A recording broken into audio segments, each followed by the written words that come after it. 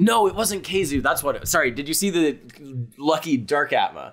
So many people confuse this. Okay, that's why I thought this was game 5. Lucky Darkatma in winners, I guess. It must have been, right? Because it was winners. Yeah, Lucky Darkatma in winners. Game 3, I think, because I think it was before Top 64. And Lucky has to make an insane comeback, and he does it. Darkatma goes for like a fair off stage to kill Lucky, and he misses. And then as he's coming back to the ledge, he can't get back to the ledge, and he dies. Lucky rolls up from the ledge, and then he stands up, puts his controller down, and walks off stage and dies before Darkatma, who's still floating with Parasol. Wait, but he rolled onto the stage. He rolled onto the stage, or like stood up on the stage, and then as he was putting his controller down, he hit left on the control stick or something, and just walks off stage and dies. Oh, you meant his character. I thought you meant Lucky literally got up. No. Okay. I was like, wow, that was really preemptive of Lucky to just walk away.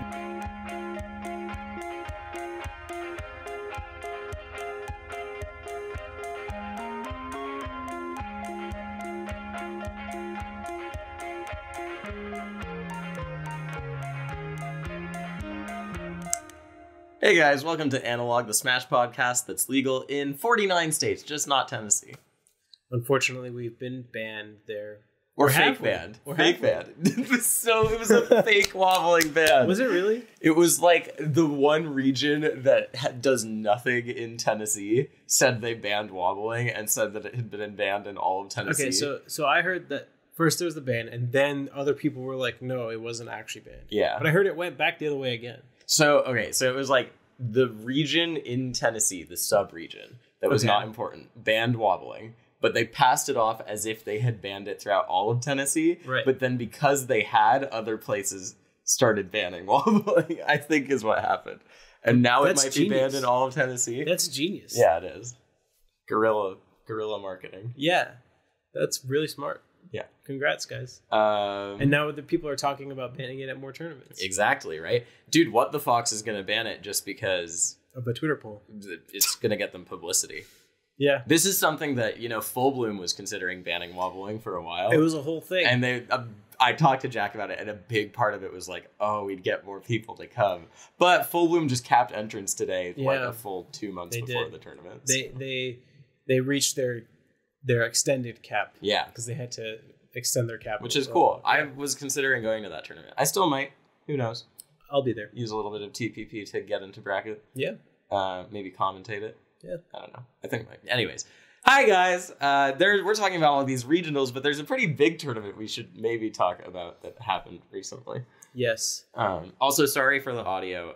I forgot to bring my lobs to the Rishi place. Yeah. So speaking of analog mics and us, yeah, right. Before we get onto that, releasing an episode every once in a while, we have updates. We do, and we've been promising updates. Yeah, we do. So here they are. So we know that our release schedule has been a little bit inconsistent. We actually were planning on getting an episode up right after Genesis last week, but just extenuating circumstances made it hard. Yes, as always. But in order to get around those extenuating circumstances, which have happened a lot recently, we're going to be rolling out a new release schedule for Analog. Now, for those of you who like having really long episodes to listen to, you might not be happy with this, but for those of you who like hearing us on a consistent, reasonable basis, uploaded in a timely manner, this is very good news, actually. So we're trying to reach a compromise, because we do like this format, but this format is really hard to maintain on a weekly basis and even a semi-weekly basis. Yeah, it really is. Just with my job, Rishi's job has him traveling a lot more now. Yeah.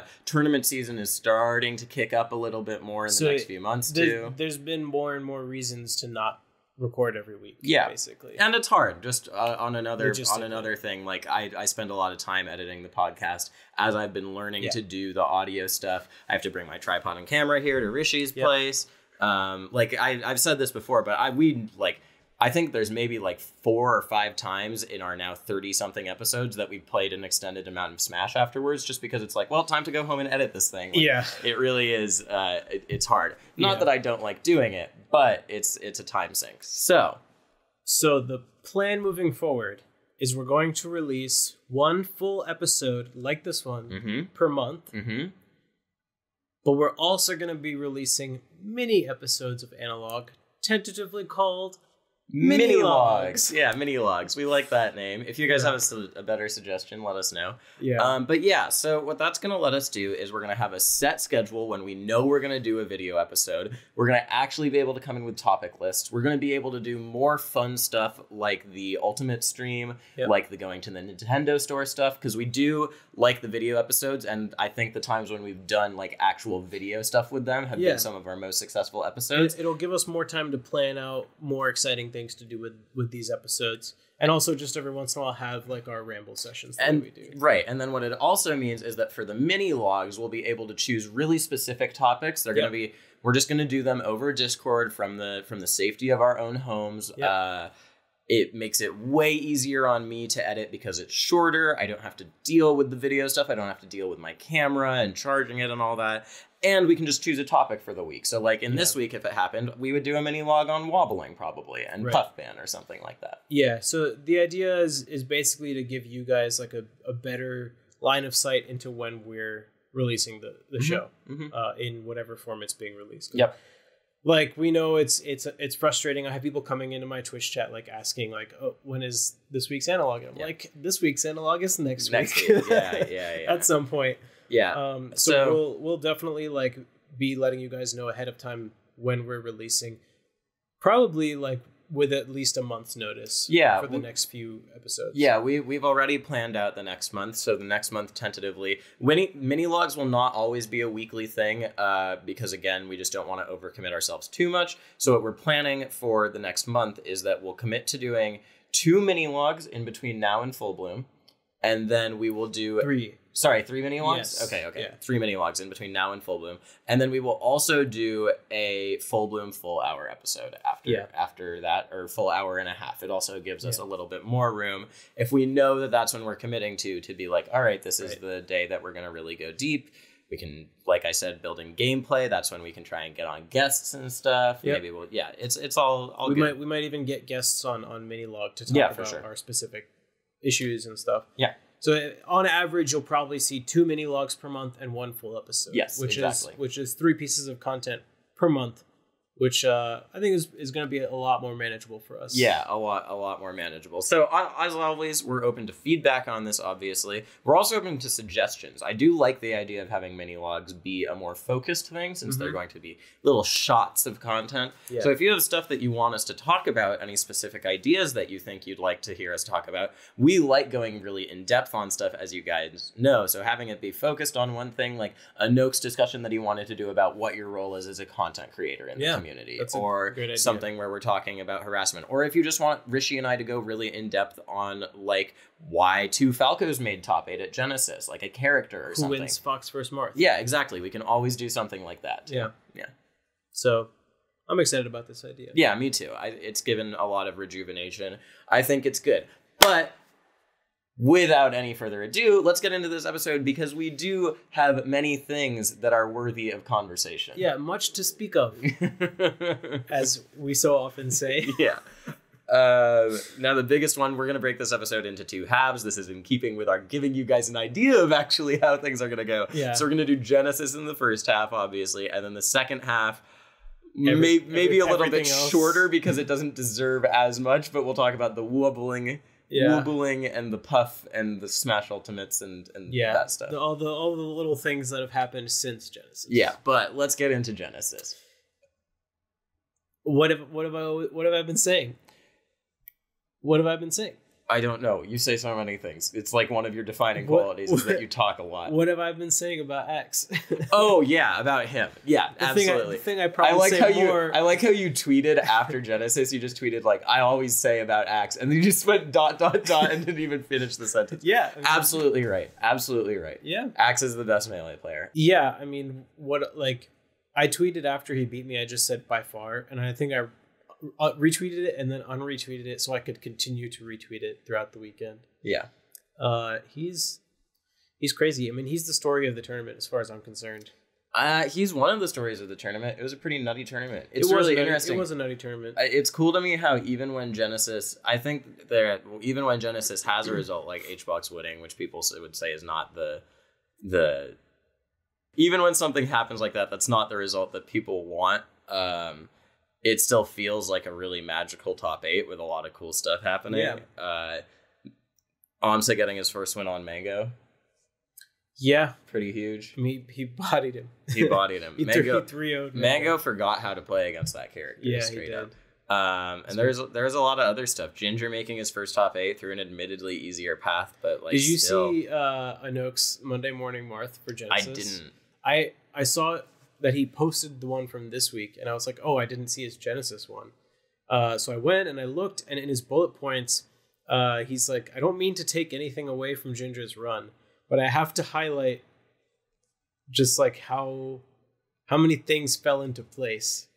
And he just lists every win, and he's like, this player was at this point of bracket because this happened. Yeah. Like literally every person was there because someone got DQ'd, someone got upset, or that person was making an upset. Yeah.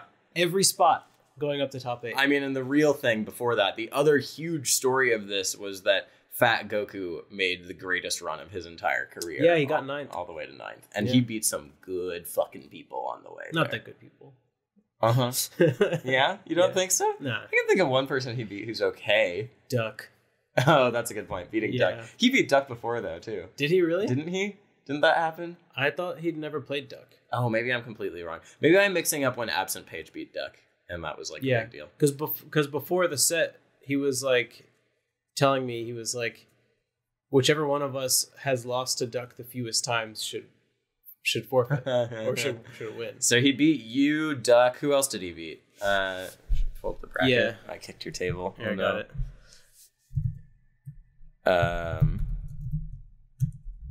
And they lost to Ginger in the end. Although he almost reverse 3-0'd him, which I think he reverse 3-0'd Duck and you, right? No, mine was a best of 3. It was a bit. Oh, what? Yeah. You guys played that early? Yeah, we played really early. Dang, that's crazy. But he reverse 3-0'd a bunch of people, I think. I could be completely wrong. I thought he reverse 3-0'd Toussaint. Oh, he might have reversed 3-0'd Toussaint. Yeah. That was also a really tight set. Yeah. Yeah, dude. Fat Goku out here ruining his chances at getting another 69. He didn't reverse 3-0 Duck because he beat him 3-1. He lost to Trif 3-0. Right, it was that he reversed 3-0. Then he beat Chu, Fat Goku, and lost to Ginger. Yeah. Pretty good. Yeah. Trif also had an insane run this tournament to get 9th place. Beating Mewtwo King, I mean, yeah, that's crazy. Mewtwo King. Do you think Trif would have beaten Duck? I would have loved to have seen that matchup if Duck had beaten. No, I think Duck would have won. I think Duck would have won too. Duck's always looked really good against Armada, and I don't know how much experience Trif has against Dady, the premier Samus player in Europe. I don't think any Samus player plays that matchup like Duck. I don't know. When I watch Duck versus Lod, it's like the most stressful of Lod's matchups that I have to watch. Did you see the end of Trif Mewtwo King? I saw the clip that Trif posted, so yeah. The 2 Stitch faces? Oh, I didn't see the stitches. Well, he ends it with a Stitch face. No, I thought it was like a reverse nair off stage. No, it's a Stitch face, dude. I'm pretty sure, isn't it? I don't think so. Is it not? No, I don't think so. Maybe one of the games ended like that. But not game 5. Are you sure? What stage was it on? Pokemon? That was just in there? Yeah, on the left side of the stage. Like, they were both at high percent. And... It wasn't a Stitch that knocked him off, though? I don't remember. That, like, hit him into the tree and stuff? I really don't think so, but... I'm going to pull this up. I'm going to edit this right now because I want to pull it up. I was so sure. He definitely pulled a Stitch face before that. The thing is, because I saw a lot of people saying, you're so lucky. Oh, really? In response to him I'm sure winning. he got stitches. But the first Stitch, I just didn't think it was... Anyways, Trif, keep talking while I look this up. Yeah. I actually want to look this up. And then, what happened to Trif in Losers? He ended up... So he lost to Kevin. Did he immediately have to play Mango? Yeah, because he lost to Kevin, and he was already in a top 8 qualifier, so then he just lost to Mango. He took that game off? Oh, he took the game on FD. One of the games on FD. Yeah. That's right. maybe it wasn't a Stitch Face because Mewtwo King didn't tweet that it was a Stitch Face in his tweet, which definitely would have happened. Also, is he not Triphasia anymore? No, it's just Trif. It's just Trif, right? I don't like that. Another... Like, I know it's been like that for a while, but just Triphasia was such a cool name. One of the mini runs that I think a lot of people didn't see was Joyboy. Yeah. So Joyboy, I don't remember if I mentioned him on the podcast or not. We must have talked about him last time because we were talking about unknown players. And I like specifically... We did talk... Well, Anoke brought him up. Yeah, he brought him up and no, like, it's a Stitch Face. Is it? Okay. Look. Then I just forgot. Okay, look. He's standing right here. Okay, he gets... Oh, I thought they were at much higher percent. He drops that. Stitch Face. He pulls a Stitch Face right there. And then look, it goes over to here. And he hits him off the tree. Stitch Face. Yeah, he hits him off. Okay, I'm smart, and Rishi's an idiot. Good job. All right. I'm glad. I'm surprised Mewtwo King didn't tweet that it was a Stitch Face. Yeah. He's had too many years of losing to Armada Stitch Faces. Right. Joyboy is amazing. Yeah, so he 2-0s Prince Abu, and then beats Swedish 2-1. And then loses to Fiction 1-3. And then what happens to him in losers? He loses to Chu. Yeah. But still, beating Abu and Swedish is huge. Yeah, for an unranked player. Yeah, I think that makes him the highest placing unranked player, right? It must be. What about Chango? He's unranked too, right? Didn't Chango get 65th? I have no idea. I don't think Chango got top 64. Is Bimbo ranked? Oh, Zio. No, Zio's the highest placing unranked player. Scythed also? Zio is the highest placing unranked player. Zio got 65th. Or sorry, 25th. How did he get 25th? Because he beat Bimbo and Squid. Okay. And Jojo and Ralph. He beat all the Falcons. He beat all the Falcons. He lost to Mewtwo King. Yeah, let's go. Yeah, Zio is the highest placing. Zio's not ranked, right? I don't think so. He was top 100, no, right? I don't think he's top 100. Got robbed. Yeah, and then right below him, Azel, who was Mr. 100, right, this year. IBDW took Axe to Game 5. He did, which we had highlighted a lot as, like, that could be a huge run for IBDW. Yeah. Which means that he might be the third best player at this tournament, to be honest. Since, Axe is Axe is first, Hungrybox is second, IBDW is third. No, Pew Pew is above them. Above, It's Axe, then Pew Pew. But that didn't go Game 5, did it? That was only Game 4. It doesn't matter. Okay. Okay. Just because it was Pikachu Marth? No, just because Pew Pew is a god. Can we talk about how many times Axe killed himself in that top 8 and he still managed to get second? Unsurprising. Like he could have been playing blindfolded. He SD'd, I think, at least 8 times with Pikachu in that top 8. Yeah, and he still got second. Almost reset the bracket. So let's talk more about Axe. So I've talked to him and been like, all right, I guess you gotta play Marth for Puff because he says he's like sacrificing his Young Link for Ultimate because he's by practicing his Ultimate Young Link, he's like, I can't play Melee Young Link. Okay, so I'm like, all right, then you got to play Marth for Puff. And I offered to like talk to him about the matchup. And I messaged him last week. I was like, forget everything I said. Like, you're just gonna beat Hbox with Pikachu because he's just gonna outplay him. He was outplaying Hbox. Yeah, like a lot. Yeah, like a lot. I like when you can see,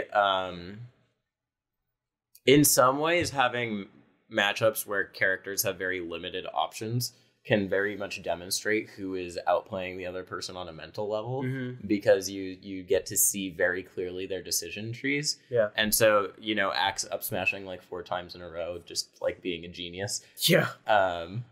Or the one time where he did that forward smash on the platform I knew that's what was like the smartest thing anyone has ever done in their entire life. This whole time, that's just been burned into my memory. Just thinking about that Waveland F smash. Like, it was so genius. So incredibly genius. Yeah. I've never seen anyone hit an F smash like that. He didn't win that game, though, unfortunately. It doesn't matter. That game, he was so close, though. That was the Pokemon game. And like the heartbreaker. Like the up air thunders that he got, or he got it one time, I think. He got up air thunder one time. He got up throw thunder one time. Yep, Smash Ultimate. Yeah, that was super cool. Yeah, Axe is a god, and him versus Plup also was insane. Yeah, my god. Again, Axe just threw away a game in that set because he SD'd out his last stock. Ridiculous stuff. He really is incredible. It was cool seeing him take he was playing so different against Hbox than he usually does. Yeah, he was playing like a genius and a madman, like both. Yeah. And that's what it takes yeah. to beat Hbox with Pikachu. Yeah. Yeah, so that's cool because I don't feel like there's anyone Axe can't beat. Yeah. Right? I think his hardest opponents easily... We thought Plup would be a big problem. And he was a problem, but yeah, I mean, not a big one. Some people are saying like Plup was tilted from losing to Hbox, but also that happens. Yeah, whatever. Like he still lost. Yeah. Yeah, it's only a matter of time at this point. Axe has not lost his fire for Melee at all. No, you saw that tweet he made about taking a break from Melee. Like, I'm not going to play for 2 days.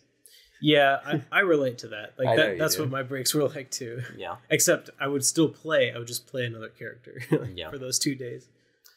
So that makes sense. Let's see. Are there any other big stories from this to talk about? Zane getting 9th and also leaving in the middle of your dinner to go rekindle his fire trophy. Yeah. It was before the dinner started. Yeah. I had to change my reservation number. Zane, shakier than usual. Stole a set from Fiction. That Phantom Shine so funny. Was insane. I didn't watch it live, but I saw the end of that game. So I saw the Phantom Shine, but I also saw him tech a dash attack, which was really good. That was insane. Yeah. That was really Fiction's good. really good at landing those dash attacks and killing Marth off of it. So teching that was crazy. And then he, gets his combo to end the set. And later he told me that he you can see in the clip, like he shook his head toward Fiction. And he was just like shaking his head, like he's trying to say something to Fiction and like awkwardly waiting for Fiction to offer the fist bump. Yeah. And later he told me, he's like, I should have nodded my head. That's such a Zayn thing to say. And then in Losers, ended up losing to Axe, right? Yeah, he lost to Plup, and then he went straight into the qualifier. Yeah. If I'd beaten Axe, we would have had a run back for top 8. How was your set with Axe? Pretty good, honestly. Dang, you got 13th. I didn't even realize. Good job. Thanks. Yeah, I knew you had done well, but I thought you got 17th. No, yeah. Once I got knocked out of Ultimate, I was like, all right, I can either like stay tilted the rest of the day. Because if you guys saw my Twitter, you know that I was complaining about how terribly I played in Ultimate and Melee while I was alternating. And I played so sick in Ultimate at the beginning of the day when I didn't have to play Melee. So that was a bummer. And like I actually went back and watched my set with Fat Goku that weekend, and I never watched losses that soon after they happen. But it just like helped me realize like at what point in the set did I feel like I stopped playing well. Fat Goku, the only spacey to beat you this weekend in a matchup that traditionally has not been your forte. Yeah. You beat Azel, you beat Moki, you beat Westballs on your way to the 13th. Yeah, I mean, once I had to sit down and play my losers bracket, I was like, I had 2 specific goals in mind, which were 1, to stay composed because I was feeling really tilted after all the crap that was happening scheduling wise. I almost lost to Big Kid for 65th. He took game 1, and game 2 was last stock, and I think I had to 0-death him at one point. Wow. To make the comeback, and then I 3-stocked him game 3, and I was like, I need to like stay composed because I was getting so just tilted. And then did Swedish actually DQ you? He forfeited. Yeah. Why? He said he was having arm pain. That is a thing that happens. Yeah. But you would have fucked him up anyway, so maybe. Given my state, I mean, right after I played Big Kid, that was at 355. I had to walk straight over to get rapid jabbed by Cosmos's Inkling for 6 stocks in a row. So that was fun. But anyways, what I was saying, stay composed and then like stick to my game plans.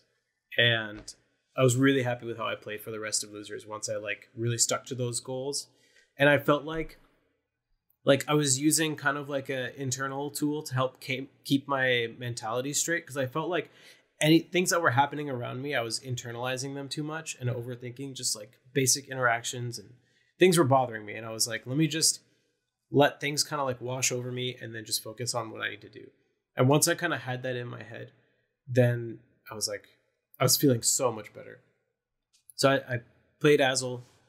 I won that 3-0, and then I won 3-1 against Moki. And Westballs actually went all Fox on me this time. He didn't use Falco at all, which is something he's been saying for a while, that he's going to stop playing Falco for Marth. Interesting. Yeah, so I won the first 2 games, and then he won 1 game, and then he won on FD, and then he was winning on FD. And then I was like, I'm sad that you can't find the VOD of this, because the VODs got corrupted. So you can only find like the first 2 games. I was like, I'm literally doing the same thing over and over again. I'm trying to grab in the same spot. And I just made like a drastic change. And then I 0-deathed him and then didn't lose neutral like the last stock. Nice. And then I think I played well versus Axe too.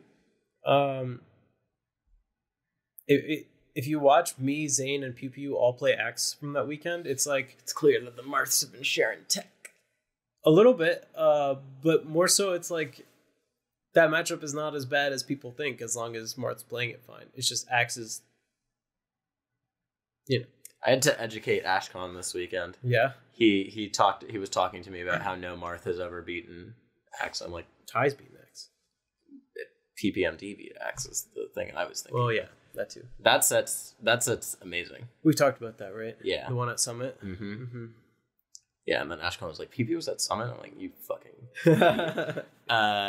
yeah, that set, PPMD versus Axe from the first Summit, is ridiculous. Because PP's like playing okay the entire weekend, and then he just comes in against Axe and is like, Mirth wins. It was so sick. Yeah. Zane honestly could have beaten Axe too. Like, there were a couple things in the matchup that he kind of forgot about partway through the set. What? Like what? Like how to DI throws. And literally before his set with Axe, he was like, okay, remind me how to DI throws, because he always forgets when he plays Axe, and I have to remind him after the fact. Interesting. But he remembered to ask me this time, and I told him, but there was still like 1 or 2 that he messed up. Like, if you DI forward throw and back throw in at the ledge, you're going to get hit and you probably will die. He looked very...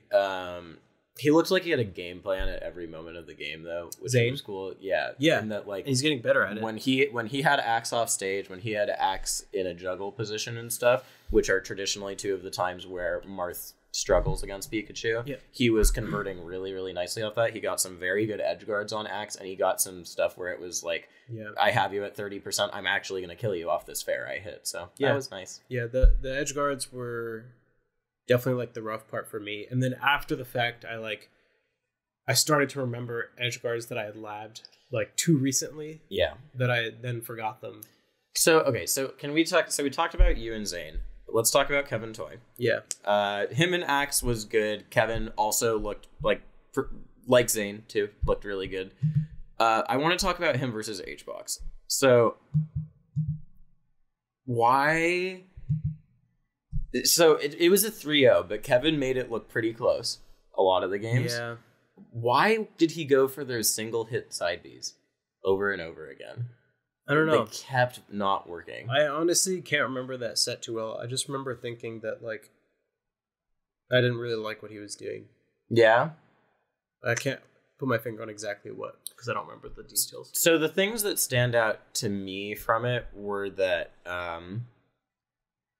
one, he kept going for single hit side B, which doesn't really work against Hbox anymore. Zane had to make the mid-set adaptation and start using double hit side B against Hbox at Shine. Yeah. But in general, he doesn't get hit by it that much either.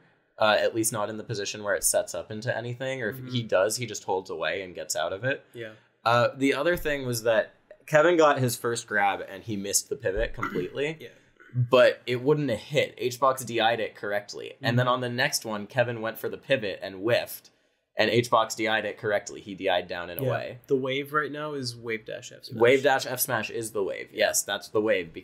And I am pretty sure that if we see Zane play Hbox again, he's going to get a lot of mileage off of it, and then Hbox is going to have to go and learn what the mix-up is to that, which there are things that beat that. I'm getting every puff with Wave Dash F Smash right now. I don't go for pivots anymore. Pivots also are so 2018. Wave Dash F Smash is also like a higher EV thing because you won't whiff with it. You'll just get the sour spot hitbox if they DI correctly for it, which is not bad at all against Puff. Like you're still getting a lot of damage against Puff. So I do think Wave Dash F Smash is the wave. I'm waiting for people to start doing more down throw mix-ups because you can get an even higher EV on that because the DI range for the kill confirm is wider. Right. So yeah. I just wonder, like, I mean, when we talk about that matchup, we're really talking about like mostly Zain and Hbox.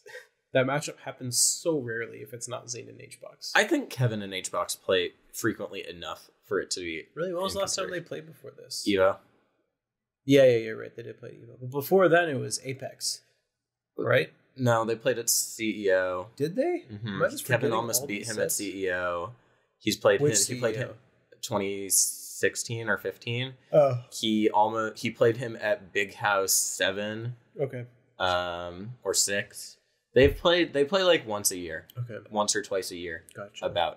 And it's just, I talked to Kevin a lot about this. So I think I've talked about this on the show before too. A lot of players will pretend that they don't think about their past matches, or maybe it's their real mentality or the mentality they want to have when they go into stuff. And Kevin doesn't think about that at all.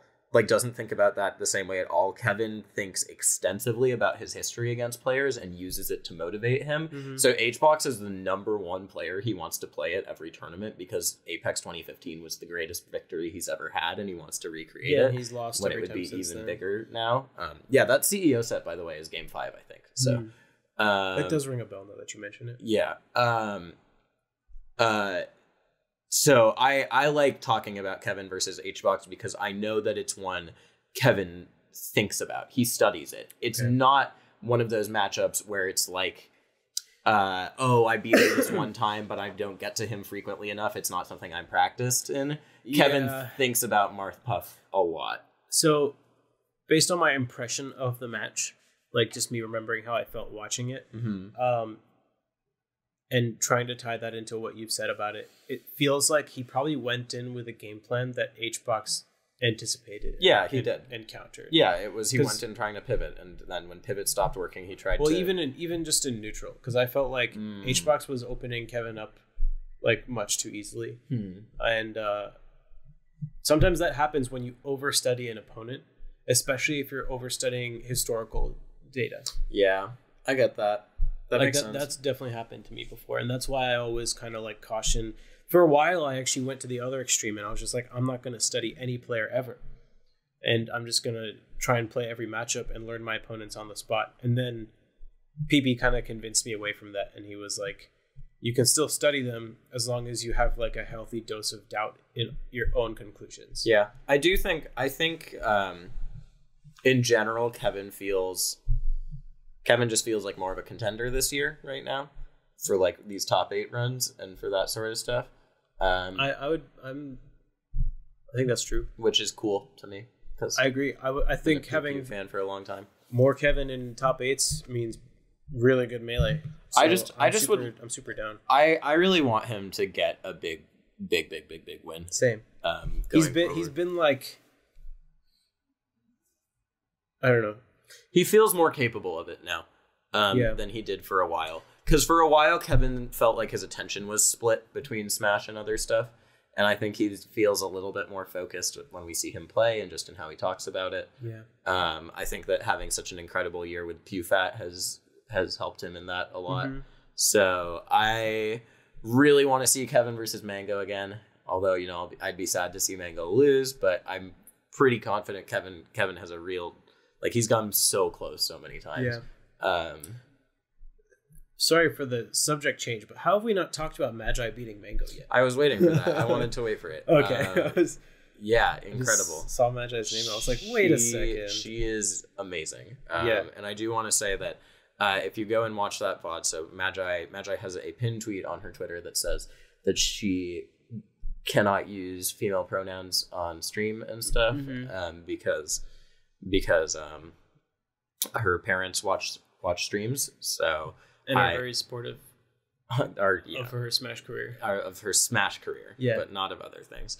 So I told all the commentators beforehand, because I ran commentary for Genesis for Melee. I told all the commentators beforehand.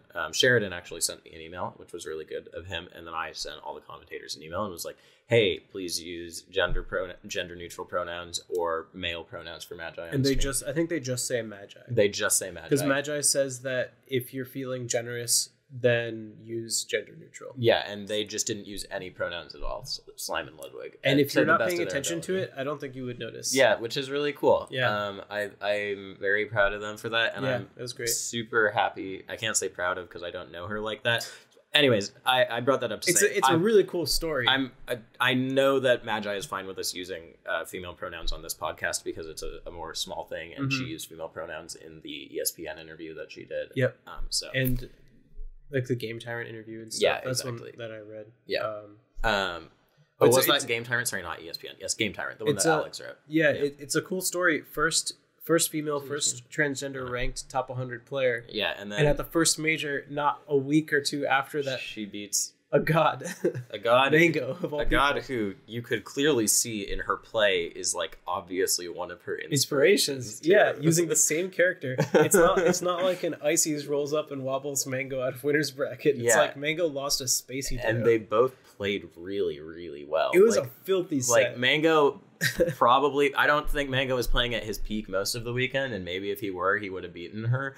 But it's not like he was just like flubbing shit. Like they were both executing. It's like he lost neutral and got punished and killed. Exactly. Like the end of the game isn't like, some jank happening. No, it's not at all. It's like Magi used up air like a genius. They both hard read each other 4 times. It's a really sick and then Magi Omsatech ledge dashes, and again she hits Mango with actually the classic Falco Ditto high percent, which is you laser and then you do turnaround double jump bear, hoping that they're gonna double jump and you just get to kill them for it. It is like the classic Falco Ditto because it's so low risk and it's not a great option a lot of the time because it's not gonna work and you give up stage position. But if you do hit it, it wins, and it worked perfectly. Mango does a terrible double jump because he's in laser lag. He gets hit by the bear. Sometimes it works. I liked that she won that way. Highly recommend that set. It's short and sweet too. It was still in the best of 3 zone. Yeah. So you can knock it out real quick. Yeah, and then Magi did end up losing immediately after 2 hacks and then game 5 to Nintendude. But what an incredible set. I'm so happy. She showed what she needed to. Yeah, she showed exactly what she needed to, and I hope we get to see her at more tournaments. Yeah. I hope that she plays so sick, dude. She plays so sick. I got to talk to her after that, and I was just like, "You're so sick, dude." Man, Beach King really had the worst luck of his life. I know. He loses. He gets upset in winners. Immediately has to fight Bananas. Did you see that he tweeted he was going to lose too? Soon as he got upset, he was going to lose. As soon as he got 5, it was game 5. It was game 5. As soon as he got upset, he tweeted, "Have to play Bananas next, which means I'm getting 33rd, worst placing in my Melee career." Lol. Did you see Bananas wearing a purple party hat throughout the set? No. He's just wearing a little hat. Someone pointed to it at him, and he was like, "Okay," and he just put it on and he wore it. I do love Bananas, but I can't help but feel that this. I feel like M2K might retire soon. He tweeted about it, which he's done many times. My reaction to this is, let's go Bananas. No, me too. Because Bananas is sick. I don't think Beach King's retiring from Melee until he gets good at Ultimate, and I don't think he's good at Ultimate yet. He's having trouble. He hasn't found a main yet. He says all the characters he likes are low tier. But that was true until he found Cloud 2 in Smash 4, and he didn't really do amazingly after that either. Yeah. Also, does he not like Cloud in Ultimate? I guess not. Because Cloud's good. The only person I've seen him playing Bowser. I don't know who else he plays. Yo, Bowser in Ultimate is the easiest character I've ever played in my entire life. I was playing him at the Columbia Weekly the other day where there were no Melee setups. I was just like, I was barely beating people with my Pokemon trainer and my Lucina. I played Bowser. I was just, because this other guy was playing Bowser. I was like, this is dumb. And I just started playing him, just like consistently 2 and 3 stalking that's people. Who Cobb plays. Yeah. And Cobb's been like, when he first picked up Bowser, he's like, I wanted to pick a character that I could just beat Smash 4 players with using like neutral. It's just disgusting how much he gets off one correct decision. First of all, neutral V, Flame Breath is absurd. It is actually ridiculous. I haven't fought many Bowsers, but I did play like for like 20 minutes with DeBuzz's Bowser a few nights ago. And yeah, I was after the games, like they were all really close. I was playing my Kirby against his Bowser. And I did not know that Bowser's armor, when I'm using up B to recover, does not care about my up B, because he just throws out F smash and goes right through my up B and I die. But I was like, yeah, I don't think Bowser's that good. He's like, I definitely think Bowser is good because he's really fast. His hitboxes are amazing. His up air, his forward air, I meant. His fair is so good. It's like his back air too. All of his aerials are, except for like down air, down air is okay, but it's like, down air is whatever. Yeah. His nair is so sick. I hate his nair. I just don't like the move design. It looks so cool to me. I like his nair a lot. But his Flame Breath, literally, like you can't shield it. No, you can't roll. If you can't do anything. If you shield it, you can't roll. And if you get hit by it, you take 25 damage minimum. No, like if you shield it, your shield gets depleted. Yeah. And then you take the 25% and then you take the damage. Anyways. Yeah. And he has a command grab that kills. That kills at like 110% on those characters, because he'll always be at rage. He's just such an easy character. Yeah, it's so crazy. He's probably not going to be higher than mid tier, though, in my opinion. No, I agree with that. He's still a heavy with like limited get in neutral options. Yeah. Yeah. But I think he's fun and good. And so easy. Yeah. Like he's just, if you want to pick up Smash 4 and like be good with a character, I think Bowser might actually. Ultimate, you mean? Sorry, I've done that so much. Ultimate. I think Bowser might actually be like one of the easiest to pick up and play if you understand what his moves do.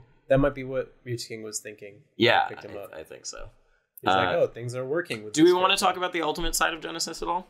I feel like we've talked about most of Melee, right? We covered most of the highlights. Nintendude's back, baby. Nintendude back. Not his usual level of play, I'd say. But he's using both Martha and icies now. Yes. And he got 25th. He is. He did. Oh, and sorry, continue. He did. It's hard to gauge Nintendude's run because his 2 wins in top 64 went to game 5 against players that I don't think he usually would have gone game 5 with when he was back pure icies. Yeah. Magi and Commaster. And his 2 losses came to people who just like, he's never beaten Hugo in his life. It's really weird how he's really bad against Hugo and he has an enormous winning record on Duck. I know. and then it was Gatsu in winners, and Gatsu just murders icies. So yeah. And Duck nearly had a freaking amazing run. Yeah. After losing to Fat Goku, which really shocked me. I didn't watch it, so I don't know what happened. But yeah, twice in 1 year for Duck to get upset by a lower ranked Fox is really, really surprising. Mm-hmm. So he beats Vortex, beats Bananas. Vortex is not an easy walkover either. That's for sure. Like really significant. And Vortex got there by beating TRT and what else? Probably someone else good. Where did he go? You clicked on TRT, not Vortex. Oh. Well, anyways, Duck beats Vortex, beats Bananas, beats Fiction, beats Hugo, and then has a respectable set against Johnny. Mm-hmm. And honestly, he looked better against Johnny than he has in a lot of his other sets against Johnny, in my opinion. But unfortunately, that cut his run at 9th.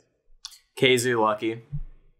Dude, Keizu Axe was game 5. Mm-hmm. If Keizu had beaten Axe, this was the alternate timeline. You get to fuck up Keizu. I get to fight Zane. Peach, and then Zane and I have a top 8 qualifier run back. Yeah, I just wanted that to happen. Keizu lucky was game 5, wasn't it? Because when he killed himself, it looks like game 4. But you saw the ending of Keizu lucky, right? No, you didn't see the ending of Keizu lucky. Oh my god, dude.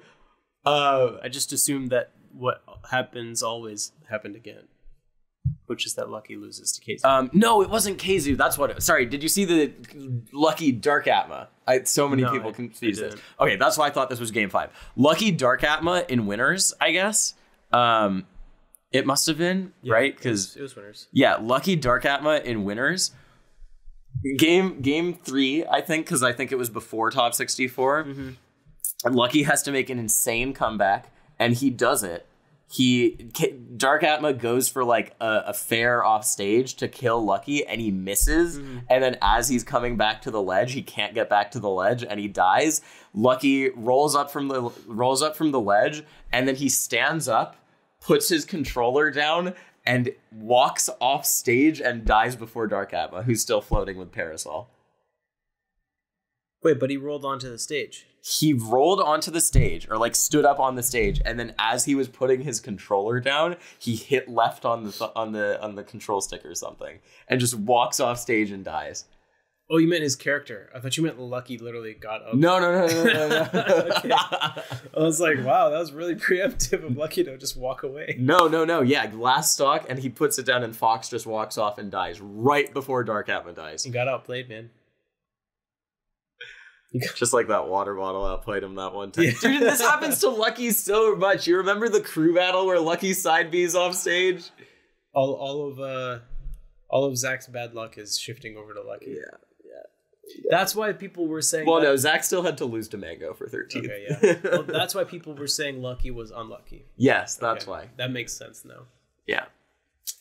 I don't know, man. I don't put my controller down until it says game. Anyways, let's talk briefly about what happened. Yeah, let's talk real quickly about Ultimate. I, for one, am happy that Leffen dropped out of Melee to play Ultimate. Me too. I think he showed people that he's sick. He's really good at the game. I mean, beating Seagull Joe, beating Wadi and Kofi, right? That's the other guy he beat. Did he beat Kofi? I thought he did. It would be before this. Oh. He had a 3-1 set. He's right there.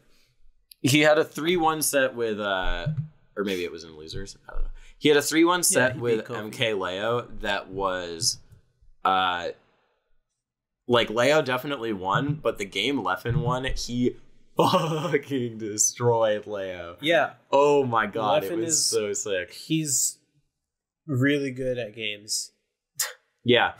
Yeah, I mean, I don't know how many of our listeners know this, but Leffen's Twitter profile back in 2014, 2015. Yeah. Have I talked about this on the show? I must have. You must have, yeah. It said half Korean, half Swedish, ultimate gamer genes, aiming to be the best fighting game player in the world. Because Leffen's origins, other than Smash, are that he was a King of Fighters player. And he was pretty good at that game too.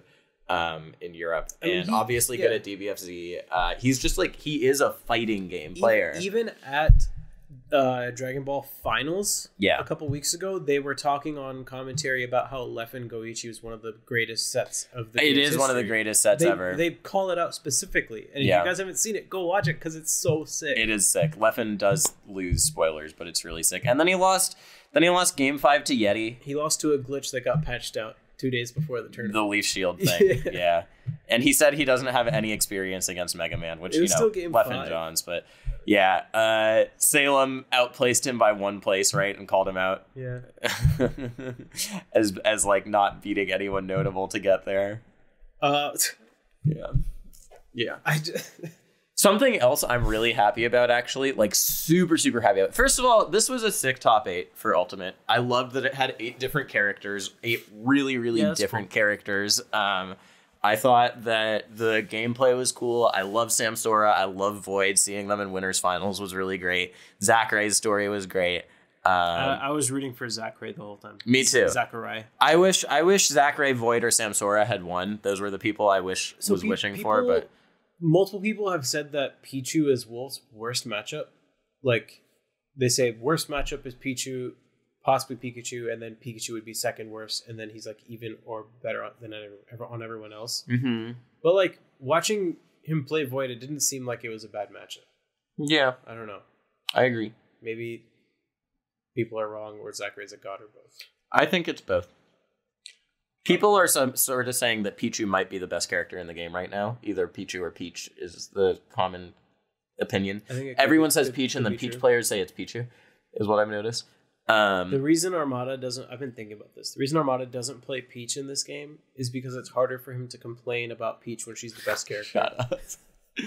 But anyways, this was a sick top 8, but actually one of the things I'm happiest about, I like all these players. I've been a Void fan for a really long time and a SORA fan because they were the combo masters back in Smash 4. But one of the things I'm the most happy about is that Captain Zack got 9th. That makes me really, really happy. Why? Because Captain Zack, I've always loved Captain Zack. He's such a... I thought you were saying like... No. I'm happy. I wish he had gotten top 8. No. I'm just happy he did really well. He beat Salem. He beat Nairo. He beat Ally. Like, he had a really, really good run. It lists 2 characters for him, Peach and Daisy. Yeah, exactly, right? I didn't realize he beat Nairo and Ally. That's actually crazy. And Salem, dude. Like, it was a really, Ally really into good... Nairo into... That's crazy. It's a really good run, and I'm really happy about it because Captain Zack, I think, has been one of the most unfairly mistreated, hated on players in all of Smash 4. This run super went under my radar. I agree. I'm also a big Captain Zack. I always love Captain Zack. I think he's a great personality for the scene. I love seeing a really openly queer Smasher up there at the top who's just like all about it. I very much I think he actually does just fucking love Bayonetta and just wants the character to be great. Yeah. And he did some nasty shit with her in the first few weeks of Ultimate, even though she's not good in this game. Yeah. So to see him make a run with Peach, again, like top tier, whatever, but like was his main back in Smash 4 before Bayonetta. Yeah, I remember talking to him on Smash Ladder. Like, this is the first interaction I ever had with him, and I was just like, this guy's like really nice and really humble. You told me about this. Yeah. It stuck out to me. Like, I don't know, some people leave an impression, and I'd never met him. He was just telling me about like his tournament experiences and stuff, and I was like, yeah, seems like a nice kid. Anyways, he went on to be amazing. Very happy that he did well at this tournament. Yeah, that's cool. I would like to see Captain Zack continue to succeed and shut all the haters up. Because even if Peach is a top tier in this game, you can't say anyone's carried by Peach in this game. I don't feel like, at least at the current moment. I don't even participate in those Twitter discussions. They're so... Yeah. It's white noise as far as I'm concerned. Anyways, it was cool. It was a cool tournament. I enjoyed it. Before we move on to the next section, can we talk a bit about the interviews that I did? Sure. The pre-top 8 interviews. Did you get to see any of those? Yeah, I saw the Melee ones. Okay, cool. So that was something I did last year at Genesis too, and I did it this year with a bit of a bigger team, and it was really fun. I felt anxious about it because we had to have the players stay late to do it, and it was a little disorganized. Right. And then I felt even more anxious about it because last year the sound was a little fucked up, and when they played the first one, the sound, I'm not gonna call anyone out here, but for the sound on my mic was not amazing, but I listened to it through the stream and it sounded like the sound was just completely fucked up. I was like, no, I checked this. We checked the levels, like everything's fine. And it turns out it was from a production standpoint. But it was really cool being able to talk to the players, and I really like doing those interviews, and I hope I can do more stuff like them. They're still not up on the HTC Esports YouTube for whatever reason. Like, one of them's up, but I don't know. I have to talk to them. But it was really cool, like, especially talking to Zackray. And Amsa did his whole interview in English. I probably should have subtitled it. That's awesome. But it was really fun. I shout outs to Finally James and Brian Pinky Choi. Pinky did a great job with his edits. He did the one that had the ESAM talk about me. I'm nice at this game. Pikachu busted, which I'm very happy that blew up like it did. Yeah, so that's all. I hope you guys enjoyed those. If you did, let me know. If you didn't, let me know how I can make them better. Audio issues were not my fault this time. There were a handful of miscellaneous production issues. Yeah, so I actually, when those miscellaneous production issues happened, it was like, oh, thank God, it's not my fault. Yeah. Like, oh God, okay, good. So yeah. Last thing, who qualified for Summit? Void, SORA, and DeBuzz. It was 3, right? Yeah. No, Void, SORA, Zackray. Maybe it was 4. Void, Sam, Sora, debuzz, Zackray. It was 4. Void, Sam, Sora, debuzz, Zackray. Zackray and Light played off stream. Yeah, they had to play a runoff, and Zackray won. Same thing happened at Big House. Axe and Absent Page played in bracket. Axe won, and then won the runoff as well. Did that not happen with S2J Wizzy too? Had they not played in bracket at that tournament? I don't think. I don't think they played in that bracket. They played like right after that tournament in a different. Yeah, I don't think they played at that bracket. Yeah. But here as well, Zackray beat Light and then won the runoff. I would feel pretty bad for Light going into that because he got sort of beat up by Zackray the day before. Yeah, I think he got beat up in the runoff too, according to the tweet that he made afterward. Yeah, but sad for Light. He's last thing I'll say. Light seems like a cool personality to be showing up in these top 8s pretty consistently. He's really interesting, actually. Yeah, I don't know too much about him. I met him and played him in bracket one time early on. Yeah. And he struck me as like a very like confident person. Yeah. So I just shows through in his play style as well. Yeah. This is the last thing I'll say about this. Actually ties into the interviews as well. It is cool being able to hang out with the players right there. And I just want to say, I'm sorry to the players who we had to keep late. It really sucks we did, and I know you were tired. Shoutouts to S2J for being totally chill about the whole thing. Ginger for being totally chill. Me and him just like chatted it up. And Ginger's just happy to be in top 8. Me and him chatted it up, and the other people I was producing with were like, Zain, we need to like make the video. I was like, okay, fine. Sam, who was like, just take me last. I'm not going to be an asshole about it. I know you guys are just doing your job.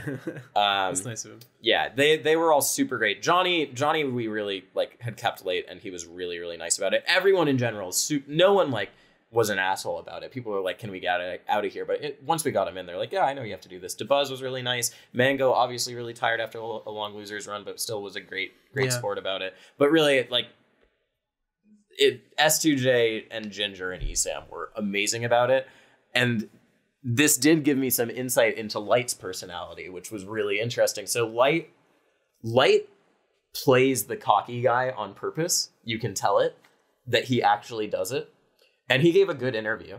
And then afterwards, he said, we were like, yeah, great stuff. That was a really good interview. You did really well. Fast too. And he was like, so was I just better than everyone else? Was I just faster? I was like, yeah, you were really good. And we went fast. And he was like, yeah, I've actually done a lot of interviews before. I used to volunteer for a program back in high school that was like helping with kids, and they would have me be the spokesperson for it a lot. So I've done a lot of on-camera stuff because of that. And you could tell that he actively like makes himself, he is very confident, but he makes himself out to be this confident guy too, because he knows it's like a good persona to have. And he's just very confident in how he portrays himself too. So that was really interesting to see. He's like aware of how he comes across very much. It is interesting. Yeah. That's pretty in line with my experiences with him. Yeah. And then Leo is like the trolliest, funniest little fucker in the world. Spends too much time with Me Too King, man. Leo is absurd. That's not surprising. Leo is absurd. Anyways, we'll talk more about these guys in the second half of this episode. Yeah. We covered Summit and Wobbling. Yeah, that'll be a really long discussion. We'll see. All right. Back soon.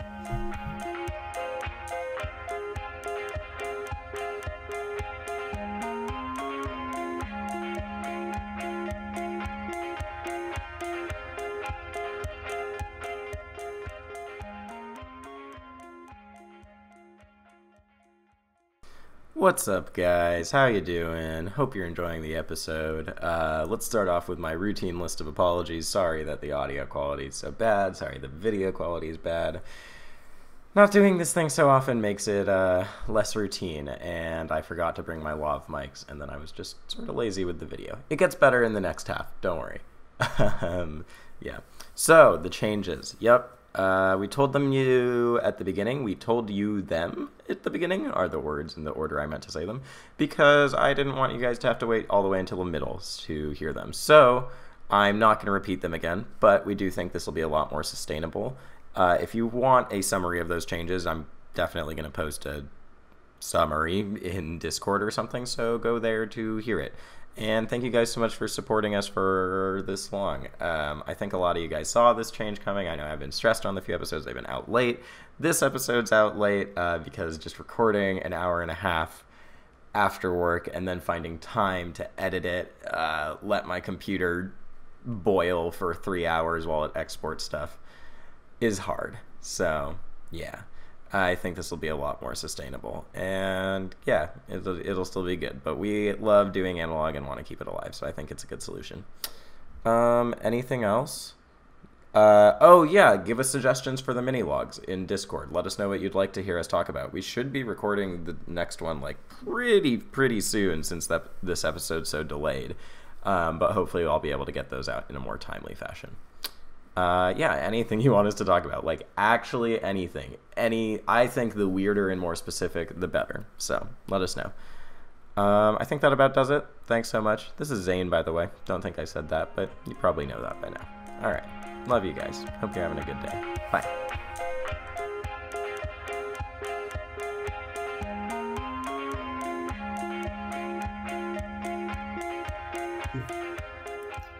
Hey guys, welcome back to Analog, and it got a lot brighter. What did you do? I've turned the lights towards us instead of facing away from us. Oh, that's what that is. Yeah. I thought that was the sun. Which it was bugging me so much in the earlier half. I was like, wait, why did we get so much darker?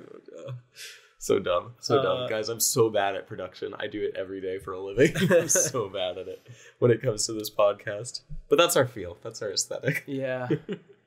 All right, so let's talk about... Yeah, we're still here, right? Let's talk about why we need to ban Puff. I don't want to drag this topic on for that long. I was listening to Armada's stream earlier, and he's like, no top players are seriously considering banning Puff. Except Fiction. Okay.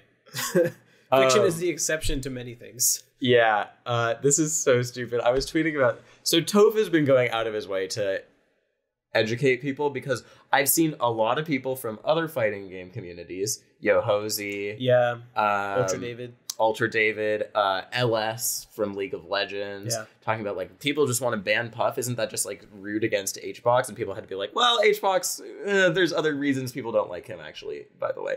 But then they had to be like, no one's actually talking about banning Puff. And I made a tweet about this. I was like, in response to Toph, and I was like, I can't believe this whole thing is getting talked about so much when it started with a joke tweet from McCain, where McCain was like, I considered having a tournament with Hbox ban. And then I looked at it, I was like, no, wait, it wasn't even a McCain tweet that started this. It was a fucking Ludwig tweet that started this. Was it? Ludwig tweeted the character select screen without Puff and said, this tournament, would you go? Yeah. And then McCain was like, I was considering having a tournament where we banned Hbox. Very obviously as a joke. Yeah. And then Fiction was like, let's ban Puff. I would be so down with it. Yeah. And then for some reason, Nico was also like, yeah, I'd be down with banning Puff, which I don't know why. Yeah. Anyways.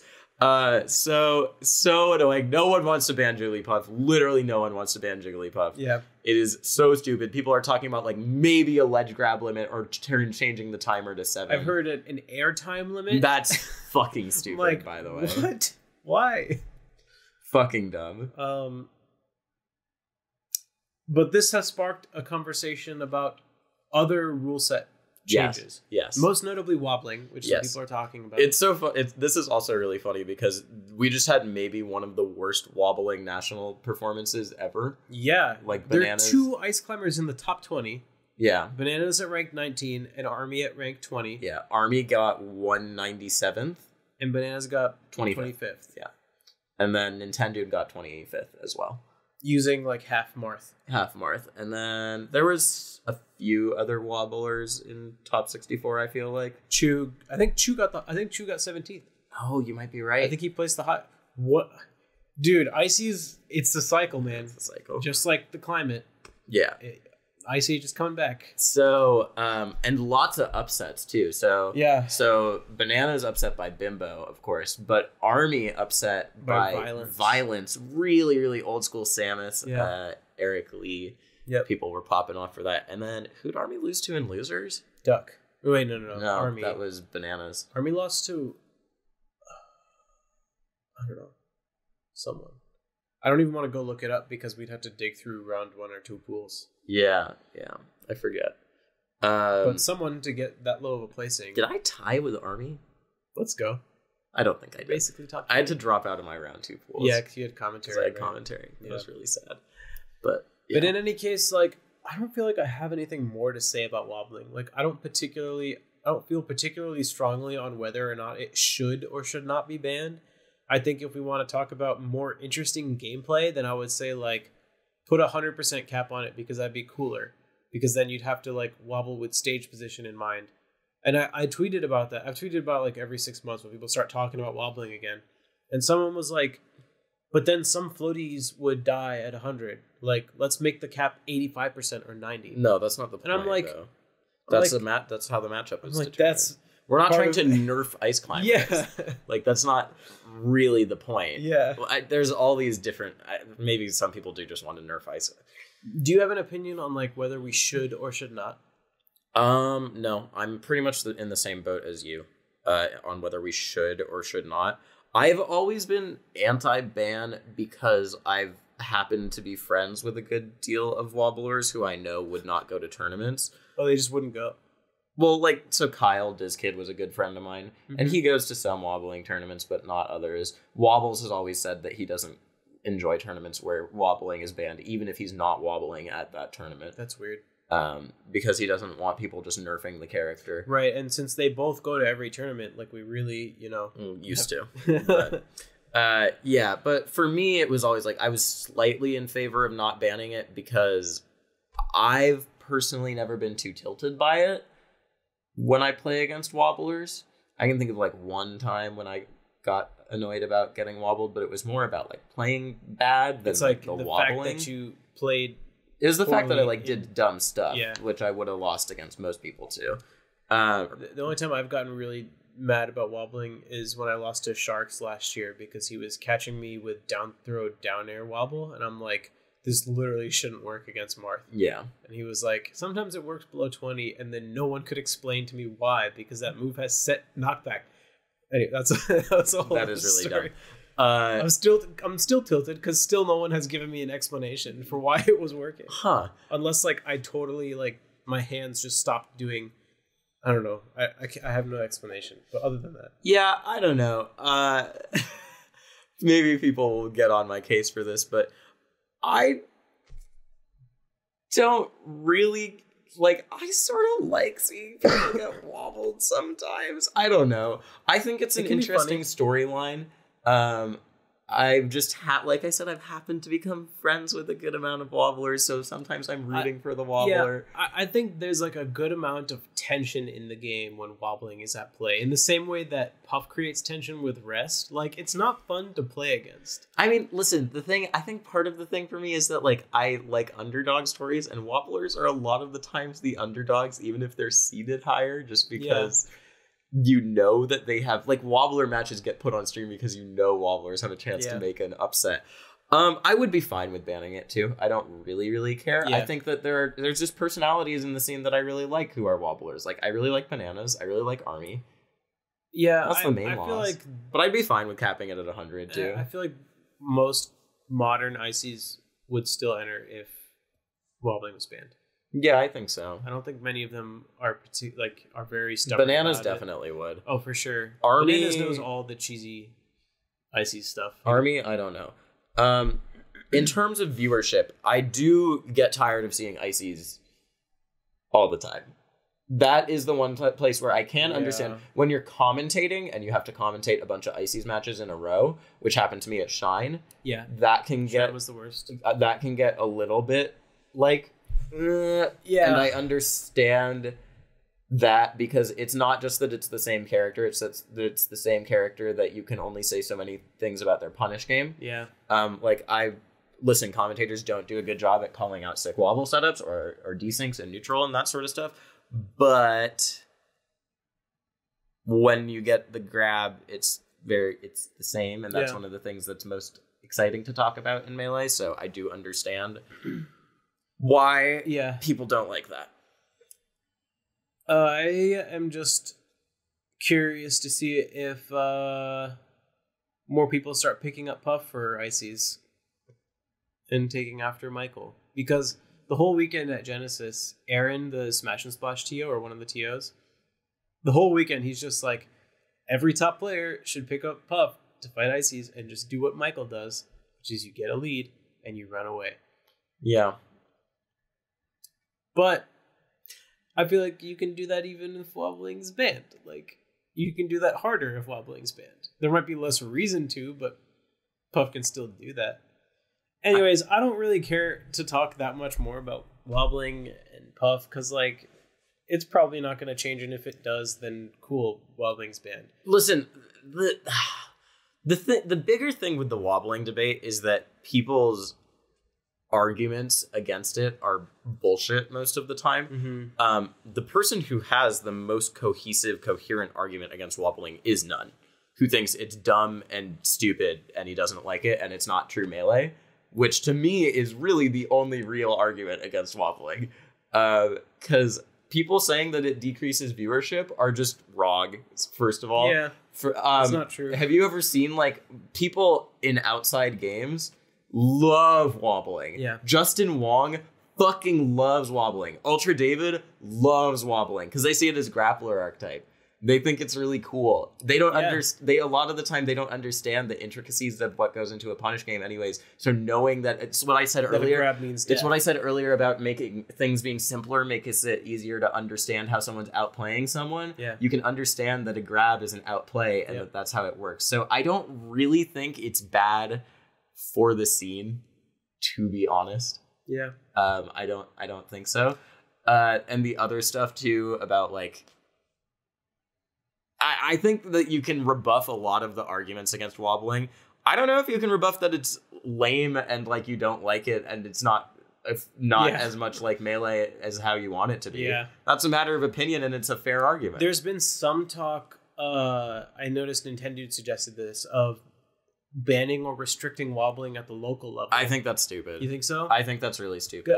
I think there is some merit to it where, like, there are people who just stop playing Melee because they don't want to go to their locals and get wobbled, and they're bad, and, like, it's fine to be bad, but, like, they want to be bad in a fun way. You know, I don't like that much. I don't know. Like I said, I don't care particularly either way.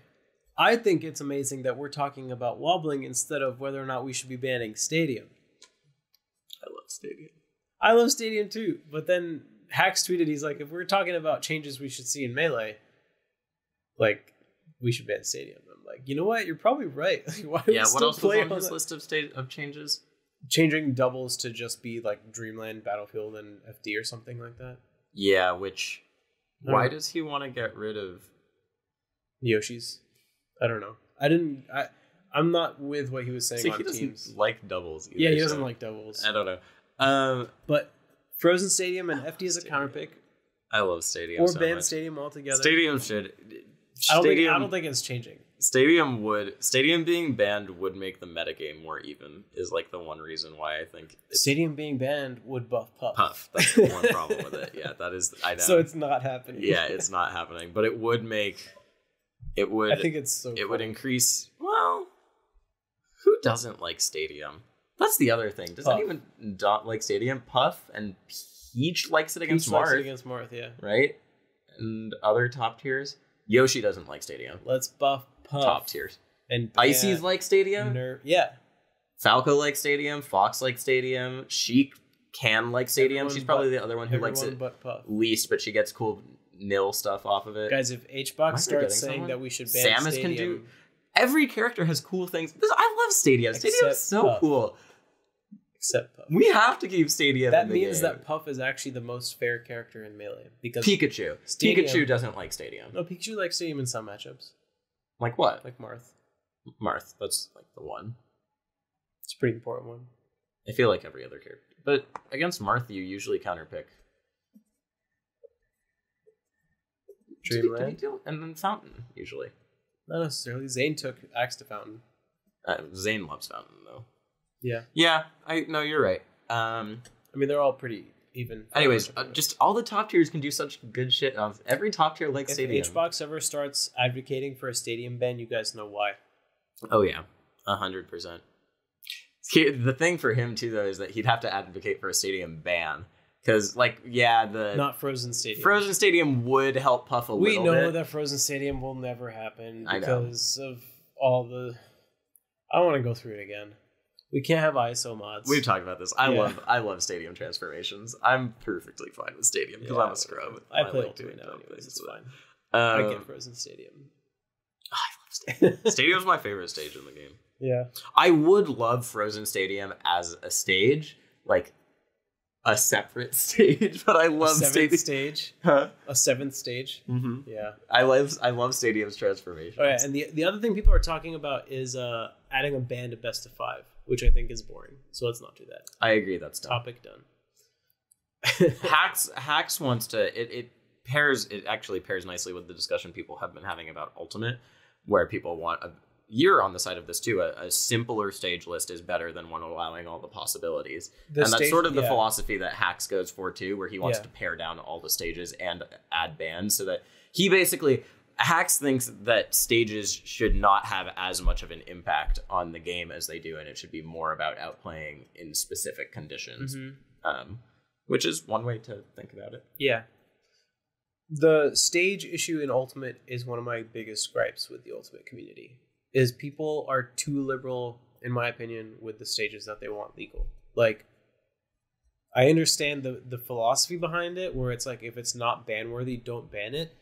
But it's such a drag logistically. Like, every tournament has a different list of 10 stages that you need to remember. Yeah. And then you have to go through this long stage striking process. Like, New York's local has 10 stages, 2 bans, no DSR, and it's like, fine, whatever. I do see the benefits to both sides. I'm thinking in Melee, like, there's benefits to both sides of it. Like, if I think about a Battlefield only Melee, I don't think it's that bad because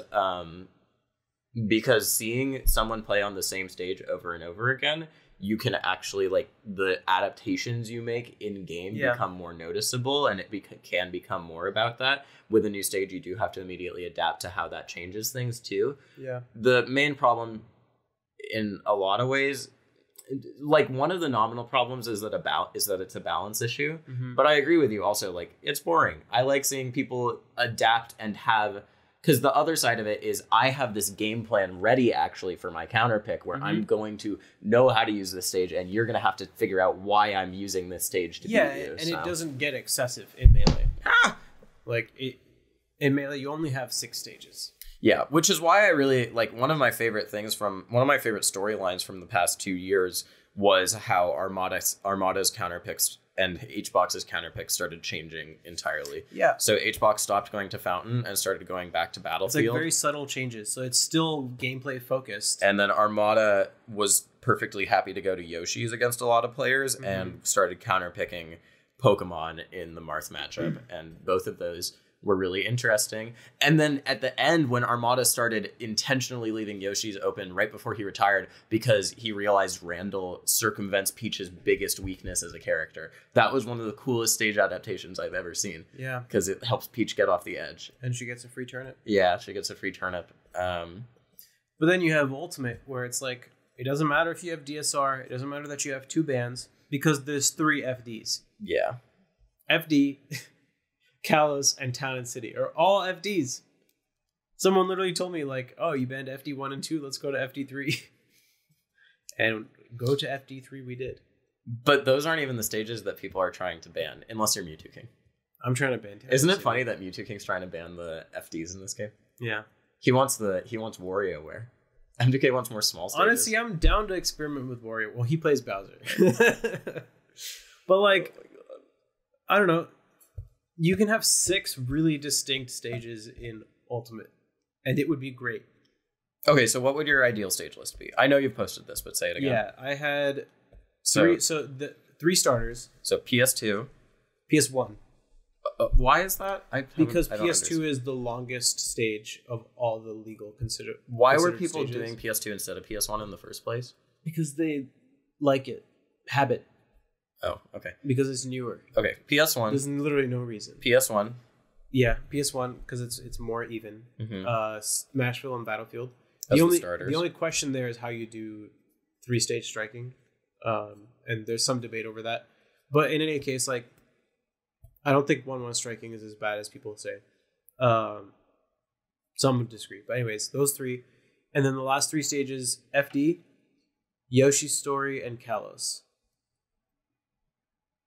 Oh, you like, okay. And that's it. And I think you could switch those to be... So that cuts out Castle Siege, Lilat, Town and City, and... Yoshi's Brawl. And is it Unova? Yeah. So I think you could do FD, Lilat, and like Yoshi's Brawl, or Lilat and Unova as an alternate 3 set of counter picks. Interesting. But I like Battlefield, Smashville, Stadium, FD, Yoshi's, Kalos, because they're generally considered to be all neutral-ish stages. Mm-hmm. Some people are concerned about having to go to 2 triplat stages, Battlefield and Yoshi's. That's what I was thinking about. But those stages are really, really different. Like, the actual space in which you're fighting on Battlefield, platforms are a lot more in your way. And Yoshi's, the top platform is like so out of the way. Like, on Battlefield, people are going to be fighting from the top platform a lot. In Yoshi's, top platform is basically going to be only used in like a juggle or kill situation. Also, the platforms are directly above the ledge, which changes how you ledge trap and like how you edge guard, how you recover. There's a lot of differences. So I have a question about this in general. Yeah, because I understand. I very much understand why you want to have a more simplified stage list, and I've never known how to ban in Smash 4 or Ultimate. Yep. Another game that I have never known how to ban in, but I enjoyed the stage list in it, even though it's really complex, that's probably because I was really casual in it, is Rivals of Aether, which has a lot of stages similar to the ones people are considering allowing in like the Fire Palace is Yoshi's Island Brawl, basically, and stuff like that. How do you feel about the stage list in that game? I don't remember ever having any problems with it. Is that just because you played it more casually? No, I'm trying to remember like how stage striking worked. Stage striking was just like 1, 1, 1, 1, 1, and that was simple enough because it's in the game. Like all the stages listed are right in front of your face. I mean, like a big portion of why I want a simpler stage list in Ultimate is logistics, like the set, like the flow of a set. Because you have, that's a good point. In Rivals of Aether, it's built into the game to choose every stages, stage is legal, which is cool. Yeah. Rivals of Aether. The other thing to say is that, so one of the interesting parts of this discussion is that the reason we're having such a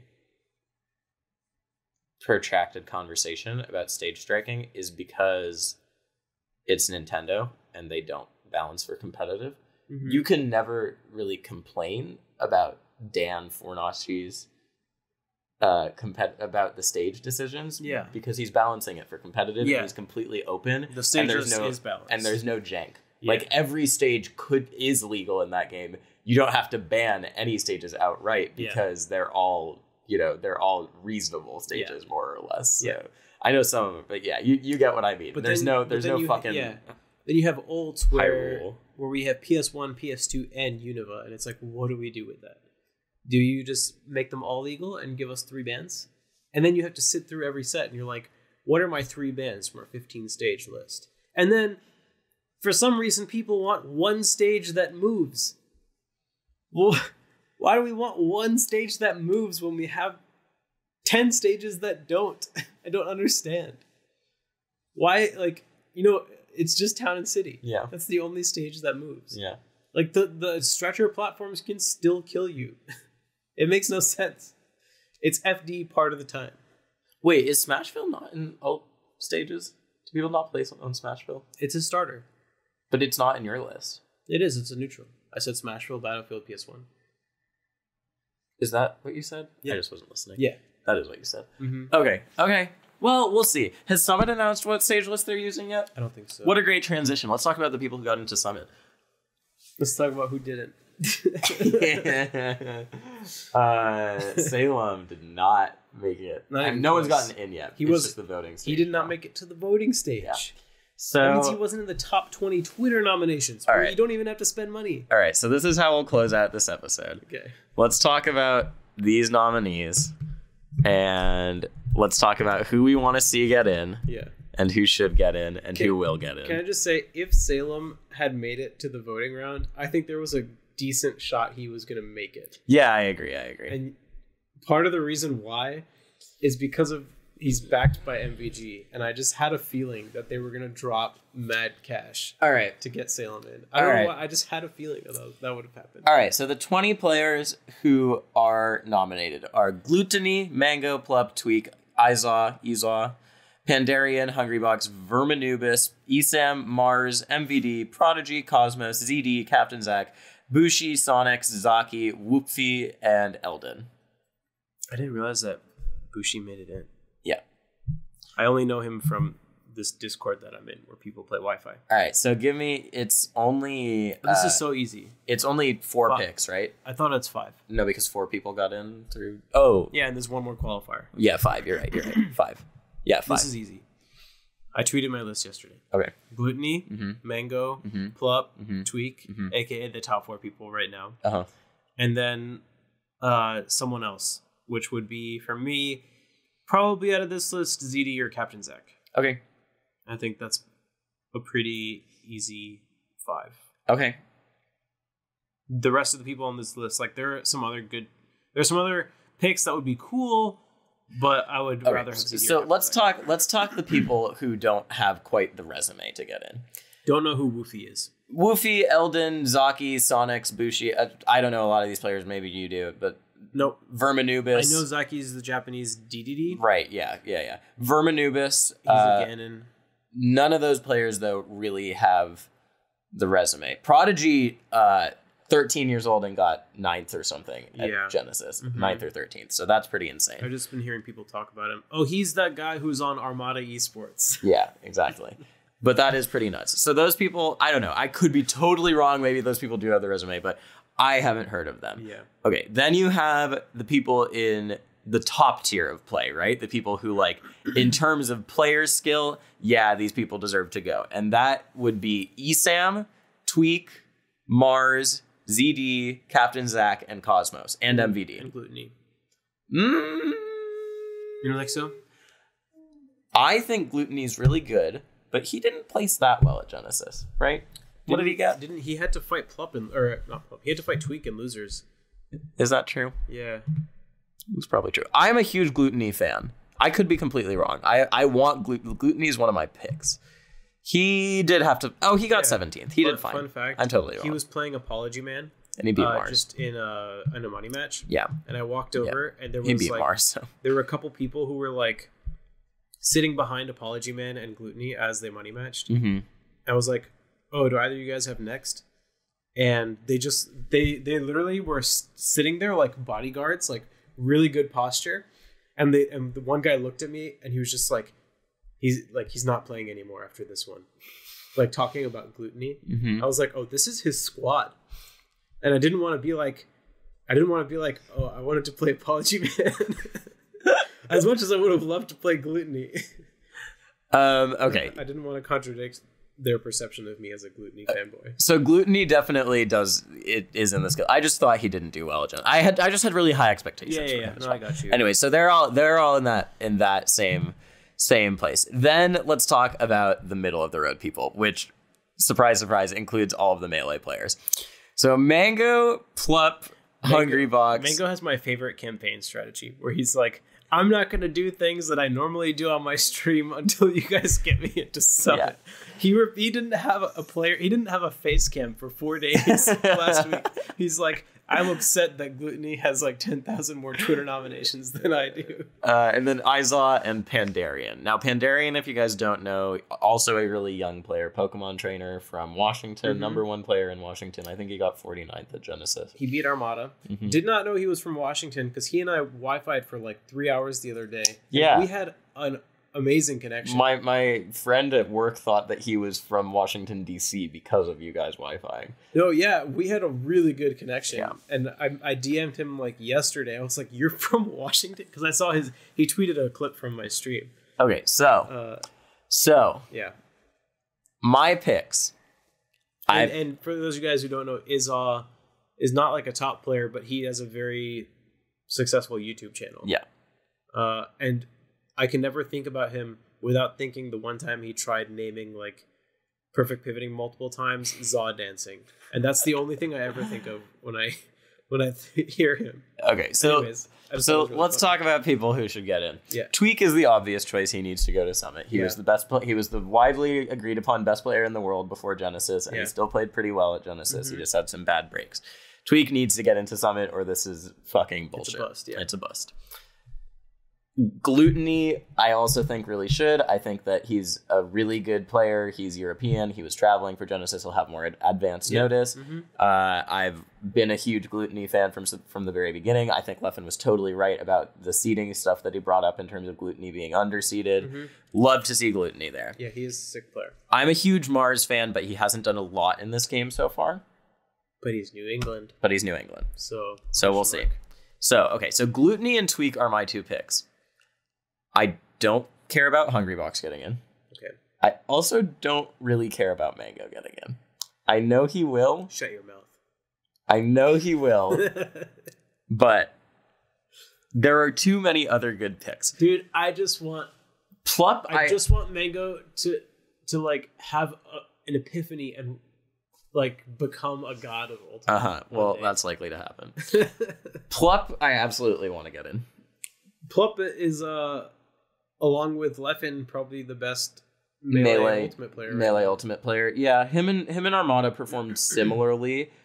Armada got 65th, Plup got 49th. But just in terms of like skill. Yeah, I do think Plup's better, and I know that he was like starting to wane on focus for Ultimate as the bracket went on. So yeah. Plus he was sad that his character got nerfed. Yeah, he's not sure.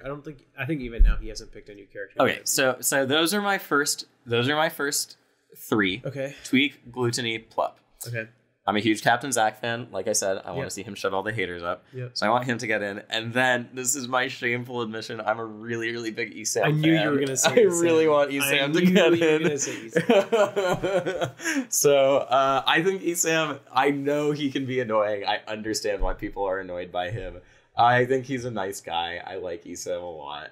Let's go. Mango just got 200 votes. Yeah, Esam would be great. He works really hard. He's a really good player. He beat Tweak at this tournament in winners bracket. He got top 8. I mean, yeah. So he puts out YouTube content all the time. Yeah. Like, I mean, he's one of those got it all kind of candidates. Yeah. So Esam is my other pick. People do not like Esam at all. Hey man, he got into Melee Summit. Why can't he get into Ultimate Summit? And then other than that, right. I'd be really happy to see Prodigy get in. I'd be happy to see Mango get in. Yeah. I would also be fine with MVD or Cosmos or ZD, or Pandarian. Like, I'm pretty fine with all those people getting in as a last pick. Pandarian's a Pokemon trainer player, so he has my heart. Cosmos, I want to see Inkling put to the test because Inkling was everyone's first pick for top tier, and Cosmos is obviously the best Inkling, and he played pretty well at Summit. At Genesis, so I would like to see that. ZD, another just like, I'm less big on ZD. You know, he beat at Glitch. He beat who did he beat? He beat Salem and Ally. Yeah, which is crazy. Yeah, so I want character diversity and to learn about characters. Mm-hmm. I feel like we have learned a lot about Fox already, even if Light is throwing all his support behind Mars, I think. Or is it ZD? I don't know. Anyways, so I don't care that much. But I'm down to see more Snake. I'm down to see more Inkling. I just want down to see more Pokemon Trainer. I want to see the people that I know are going to be like, it's a mix of people I want to be entertained by and people I think deserve it, quote unquote. Yeah. You know? Yeah. So... yeah. Now let's talk about who is going to get in. Mango will get in. Plup will get in. Tweak will get in. Gluttony probably will get in. I'm cautiously optimistic because historically Europe's always gotten fucked. Historically, Europe has not had the best luck. But there's a bit more attention paid to them right now with the Penguins stuff going on. I think. Yeah. Okay. Yeah. And he has the benefit of Gluttony is not the only person campaigning for himself. He has Leffen campaigning for him too. Yeah. And Leffen did campaign for Ice and stuff in the past, but like Yeah. It was different. It was different. It is different. You know? So Mango, Plup, Tweak, maybe Gluttony. Yeah. There's a pretty good... Oh, Izod just passed Tweak, but whatever. There's a pretty good chance that Mars will get in. Because of New England? Yeah. I never really know the inner workings Does New England of the New England machine. Ultimate work that way That's too? That's what I'm wondering. Because New England Melee stuff was Matt.Zeb and then who took over Other after people, that? It was different people. Patty and stuff. Yeah, I don't know exactly who. Might not have been Patty. G-Town. But I do think Mars, like, I just have a gut feeling about that. My 5th pick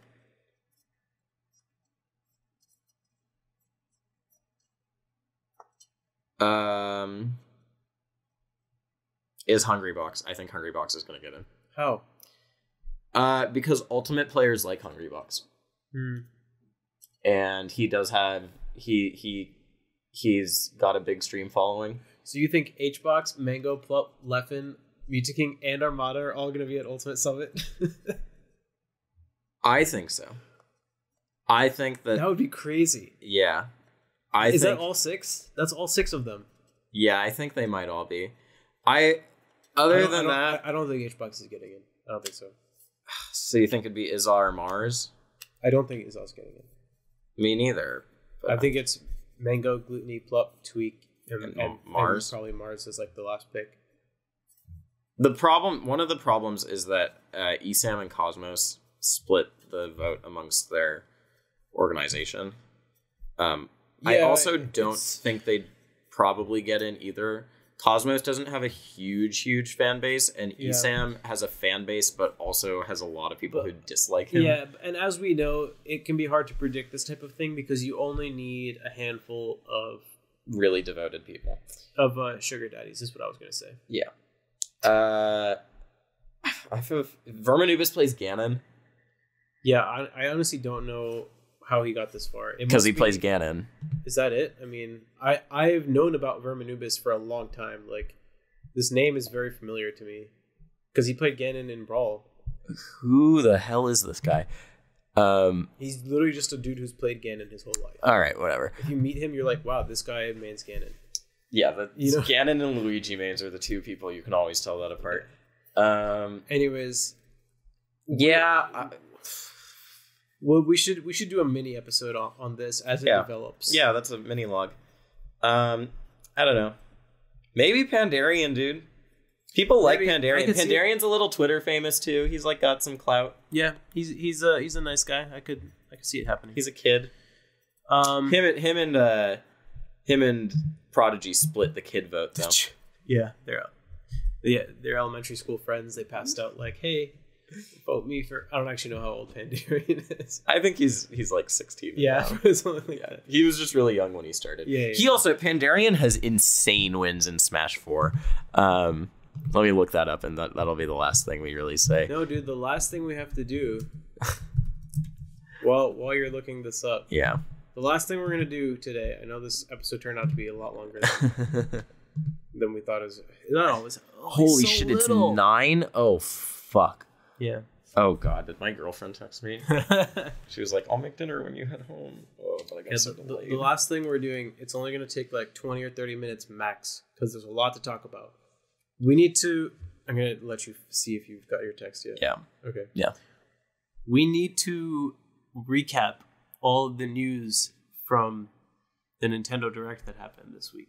Right, yeah, okay, so guys, if you didn't see this Nintendo Direct, GENO. Oh my god, GENO got dropped. Joker, like, we could not have predicted he would look the way he did at all. Entirely new stuff. The things we thought that were going to happen with DLC are totally happening. Yep, all of those things. The things. We predicted it all correctly, which is pretty incredible. Yeah. Everything we ever said about it came true. They're teasing the new Fire Emblem character. Well, and I mean, and the changes to Piranha Plant that are coming. I know. That's going to be absolutely nuts. Yeah, they're adding a second plant in the pipe. I mean, how many plants do they need? What else? What else happened at the Direct?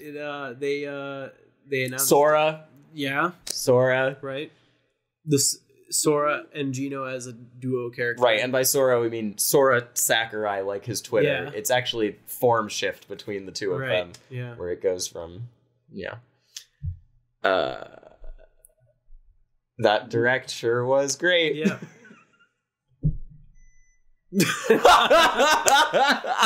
And Zane's camera died.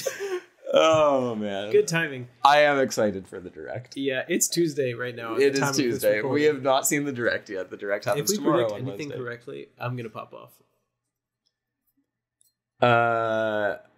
They're gonna Does anything we say have a chance of happening? Yeah. Fire Emblem. Yes, they're gonna show us gameplay from the new Fire Emblem game, and that character is gonna get announced. Yes, probably.